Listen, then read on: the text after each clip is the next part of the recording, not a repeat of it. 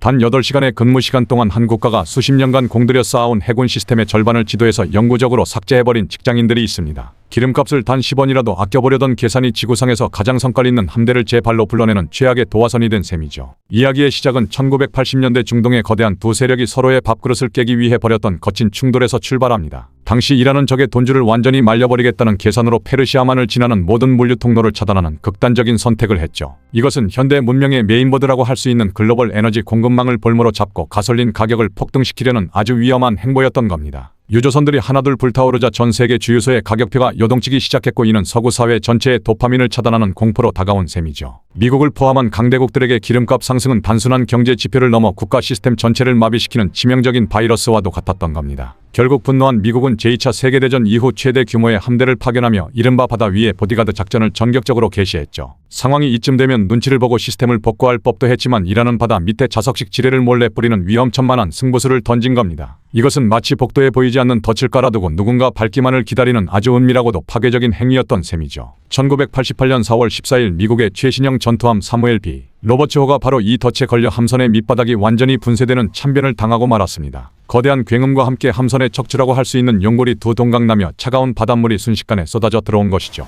현장의 소음은 귀를 찢는 듯했고 타오르는 불길과 기름 냄새는 강철 갑판 위를 지옥으로 만들어버리기에 충분했던 겁니다. 단 1분 만에 배 전체 무게의 절반에 달하는 물이 차올라 일반적인 배라면 그대로 수장되었을 절체절명의 위기였죠. 하지만 평소 시스템 복구 훈련에서 만점을 놓치지 않던 대원들은 아수라장 속에서도 놀라운 침착함을 유지했습니다. 그들은 강철 케이블로 배에 찢어진 부위를 마치 수술하듯 꽁꽁 묶어 견디는 기적같은 수습 능력을 선보인 셈이죠. 단 한 명의 희생자도 없이 배를 사수해낸 이 사건은 잠자던 거인의 영린을 건드린 결정적인 트리거가 되었습니다. 당시 미국 대통령 로널드 레이건은 보고를 받은 뒤 이른바 비례적 대응이라는 아주 기묘한 응징 지침을 하달했죠. 현장의 지휘관들은 이 명령을 친구에게 뺨 한 대 맞았으니 상대방의 집을 통째로 허물어버리라는 의미로 해석한 겁니다. 그들은 단 8시간 안에 모든 상황을 정리하고 퇴근한 뒤 아이스크림을 먹겠다는 철저한 직장인 마인드로 작전 계획을 짰죠. 이란이 군사기지로 개조해 사용하던 거대한 석유 시출 시설들이 첫 번째 시스템 삭제 리스트에 올랐던 겁니다. 미 해군은 세 그룹으로 나뉘어 적의 자산들을 마치 게임 속 유닛을 지우듯 하나하나 무력화하기 시작했죠. 첫 번째 목표물에 도착한 미군은 친절하게도 라디오를 통해 5분 뒤에 이곳을 삭제할 테니 모두 대피하라는 경고를 보냈습니다. 상대방이 허겁지겁 짐을 챙기는 모습을 보고 15분의 시간을 더 주는 여유까지 부리며 압도적인 격차를 과시한 셈이죠. 하지만 그 와중에 꼭 한 명씩 자신이 주인공인 줄 착각하고 상황을 파악하지 못하는 인물이 등장하기 마련입니다. 어떤 병사가 대공포를 붙잡고 미군 함대를 향해 먼저 방아쇠를 당기는 무모한 선택을 한 것이죠. 미군은 기다렸다는 듯 한 포를 발사해 그 병사와 장비를 흔적도 없이